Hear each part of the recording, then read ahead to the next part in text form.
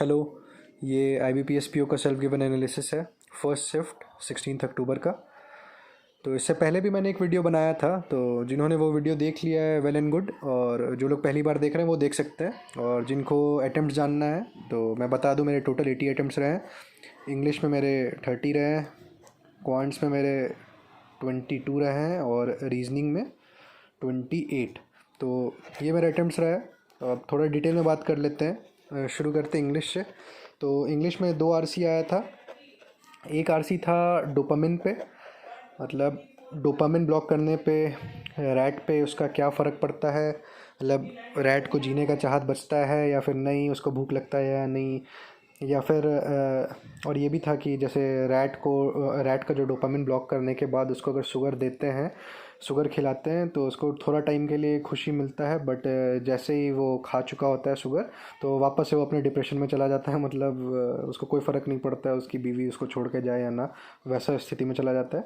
और दूसरा RC था, ये एमिशंस पे था कि जैसे CO2 एमिशंस होता है, मीथेन एमिशन करता है, तो जिससे ग्रीन हाउस इफेक्ट होता है। और नेचुरल गैस का दिया हुआ था कि ये कंपेयर किया हुआ था कि नेचुरल गैस भी एक फॉसिल फ्यूल है, तो अगर नेचुरल गैस को हम यूज़ करें तो क्या इससे एमिशन रुकेगा या कुछ इम्प्रूवमेंट होगा, तो उसके बारे में दिया हुआ था।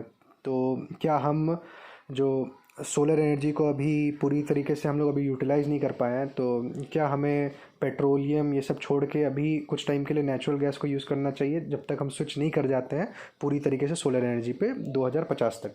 तो ये दिया हुआ था। तो IUCN के बारे में दिया हुआ था। ये ऑर्गेनाइजेशन है, international union for conservation of nature. तो इसका कुछ रिपोर्ट आया था कि 55% तक हम लोग को एमिशन रिड्यूस करना है, ताकि हम लोग 2050 तक जो अपना 0% कार्बन डाइऑक्साइड एमिशन को अचीव कर पाए। तो ऐसा कुछ था। और जो तो RC में जो क्वेश्चंस थे, एक क्वेश्चन याद आ रहा है मुझे, बताना था, क्रक्स बताना था कि इस RC का ऑथर क्या कहना चाह रहा है। तो ये क्वेश्चन था। और एक वर्ड दिया हुआ था बॉयंट। तो बायंट का ऐसे जनरल मतलब हम लोग को जो पता है वो होता है फ्लोटिंग। कोई चीज़ अगर फ्लोट करता है तो उसको बोलते हैं कि ये बायंट है। तो इसका हमने सिमिलर मीनिंग बताना था। तो ऑप्शन में एक लाइट वेट दिया हुआ था और एक हैप्पीनेस ऐसा दिया हुआ था। तो लेकिन हमें वो RC के कंटेक्स्ट में बताना था, तो ये मुझे लगता है हैप्पीनेस इसका आंसर होता। तो ठीक है, ये 2 RC था। और इंग्लिश में वर्ड स्वैपिंग के क्वेश्चंस थे। वर्ड स्वैपिंग के ये 4 क्वेश्चन थे वर्ड स्वैपिंग के, और इसको ऑप्शंस के थ्रू बनाया जा सकता था इजीली। और फिर जंबल्ड सेंटेंसेस थे। तो जंबल्ड सेंटेंसेस उस टाइप के नहीं है कि मतलब एक पूरा दे दिया है और उसको अरेंज करके हमें, मतलब 5 नंबर का वैसा नहीं था। ये सिंगल सिंगल क्वेश्चन था, 3 क्वेश्चन था शायद। तो सिंगल क्वेश्चन, उसमें हम लोग को ABCD ऐसे अरेंज करना था। और फिर एरर डिटेक्शन था। एरर डिटेक्शन का 4 क्वेश्चन था। और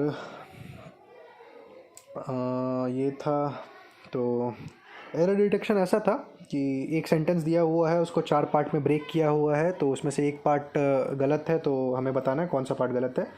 और फिर सेंटेंस इम्प्रूवमेंट था। सेंटेंस इम्प्रूवमेंट में जैसे एक क्वेश्चन मुझे याद है, वो था the dam has been overflown since 3 months before flood, इस टाइप का कुछ दिया हुआ था।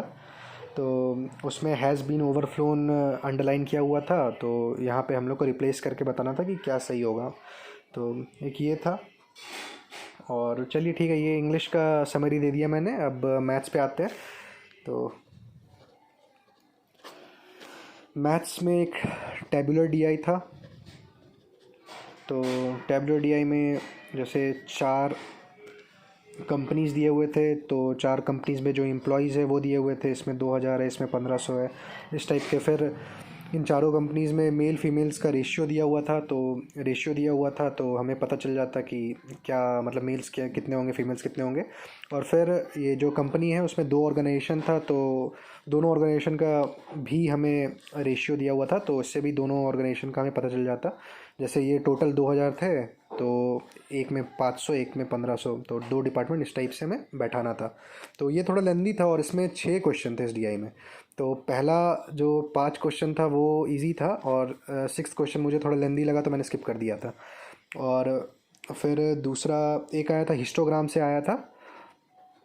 तो हिस्टोग्राम में जैसे इस टाइप का हिस्टोग्राम दिया हुआ है, ये ए है, ये बी है, ये फर्नीचर दिया हुआ है, ये जो लंबा वाला ये फर्नीचर है और ये जो छोटा वाला ये टेबल्स दिया हुआ है। और तो फर्नीचर का हमें पता चल जाता है कितना फर्नीचर है, टेबल्स का पता है, तो इसके थ्रू हमें चेयर्स पता चल जाता है। तो furniture is equal to tables plus chairs था।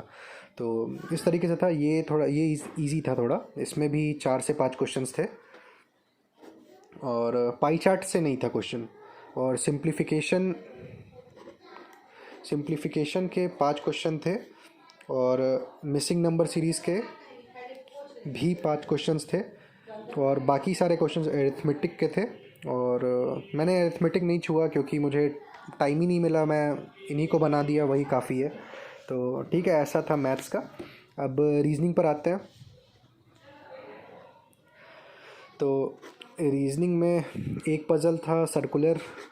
इसमें कुछ लोग नॉर्थ देख रहे हैं, कुछ लोग साउथ देख रहे हैं, 8 लोग थे। तो ये मैं नहीं बना पाया था। तो इसके बाद फिर एक रो बेस्ड पज़ल था और इसमें 6 लोग बैठे हुए थे और इनको अलग अलग सब्जेक्ट्स पसंद था, जैसे फिज़िक्स, केमिस्ट्री, मैथ्स। तो उसको अरेंज करना था, 6 लोग बैठे थे एक रूम में, ये था। फिर एक पज़ल था स्टैक बेस्ड, मतलब 9 स्टैक था, सिंगल वेरिएबल ही था। इसमें 9 लोग बैठे हुए हैं, ABCD इसको अरेंज करके आंसर करना था, ऐसा था। फिर एक ईयर बेस्ड पज़ल था, ये थोड़ा टफ था, मतलब थे तो 5 ही लोग बट इसमें वेरिएबल ज़्यादा था। तो जैसे एक 1969, फिर ऐसे करके 5 साल दिया हुआ है। तो इसको पहले ईयर्स को लिखिए और ईयर्स काफ़ी गैप में था, तो एज निकालने में भी थोड़ा टाइम लग रहा था। तो एज निकालिए, कैलकुलेट करिए। और उसके बाद एक और वेरिएबल इसमें दिया हुआ था, इसमें डिफरेंट फ्रूट्स के बारे में दिया हुआ था कि ये फ्रूट इनको पसंद है, उसको अरेंज करना था। फिर पीपल, जो भी पीपल है, QRSTU, तो इसको अरेंज करिए। फिर ये, तो ये थोड़ा डिफ़िकल्ट था ये पज़ल, लेकिन बन गया था, थोड़ा टाइम टेकिंग था। और इसमें सिलॉग्स आया था, सिलॉग थोड़ा टफ था, मतलब थोड़ा लंबा था इसका जो डेटा था सिलॉग का। मतलब A जो है उसको B नहीं पसंद है, B को थोड़ा सा C पसंद है, तो इस टाइप का था। तो मतलब सिलॉग्स अच्छे थे, अच्छे लेवल के थे। फिर इनइक्वालिटी आया था। इनइक्वालिटी मैं बोलूँगा मुझे तो टफ़ लगा। इनइक्वालिटी 3 क्वेश्चन थे बट मुझे थोड़ा टफ़ लगा क्योंकि उसमें मतलब क्वेश्चन दिया हुआ था, बताइए, जैसे एक मैं एग्जांपल बताता हूँ कि दिया हुआ था K is greater than A, और ये क्वेश्चन था और 4 वो पूरा लंबा इनइक्वालिटी दिया हुआ था, बताना था 5 क्वेश्चन ऑप्शंस में इनइक्वालिटी बताना था कि बताइए किस में फॉल्स होगा। तो वो आपको चारों ऑप्शंस देखना, 5 ऑप्शंस देखना पड़ता, तब जाके आप इसको आंसर कर पाते। तो इनइक्वालिटी थोड़ा मुझे टफ़ लगा। और डायरेक्शन का भी क्वेश्चन था, डायरेक्शन का 3 क्वेश्चन था, ये मुझे टफ़ लगा, जो थोड़ा जिगजैग टाइप का बन रहा था। इसमें ऐसे ऐसे ऐसे, फिर इस टाइप का, फिर ऐसा, तो ये मुझे टफ़ लगा थोड़ा। और ठीक है, ये हो गया। और जैसे वर्ड दिया रहता है ना, कुछ भी, जैसे वर्ड, प्लेस, इसको क्या बोलते हैं मैं भूल गया। तो इसमें काउंट करना है कि बताइए लेफ़्ट से राइट से इंग्लिश अल्फ़ाबेटिकल सीरीज़ में कितने वर्ड्स आ रहे हैं। तो इस टाइप का था। एक तो ऐसा था और एक वो क्या नंबर्स वाला भी था, एक 8 9 3 2 1 6। तो मैंने नंबर्स वाला बनाया, इसमें 2 आंसर आया था, ये मुझे टाइम नहीं मिला तो ये मैं नहीं बना पाया। और अल्फ़ा न्यूमेरिक सीरीज़ नहीं था, हाँ अल्फ़ा न्यूमेरिक ये नहीं था। और मैं कुछ मिस कर रहा हूँ। हाँ, एक पज़ल था अनसर्टेन वाला पज़ल था। इसमें मेरे 14 लोग बैठे थे। तो आप लोग बताइए कि अगर आपका था फर्स्ट शिफ्ट में एग्ज़ाम, तो कितने लोग आपके इस अनसर्टेन वाले में बैठे थे। तो ये था मेरा कंप्लीट एनालिसिस एग्ज़ाम का। तो टोटल अटैम्प्ट्स तो मैंने बता दिया था, टोटल 80 अटैम्प्ट्स रहे। तो ठीक है, चलिए, थैंक यू और प्लीज़ सब्सक्राइब कर दीजिएगा चैनल।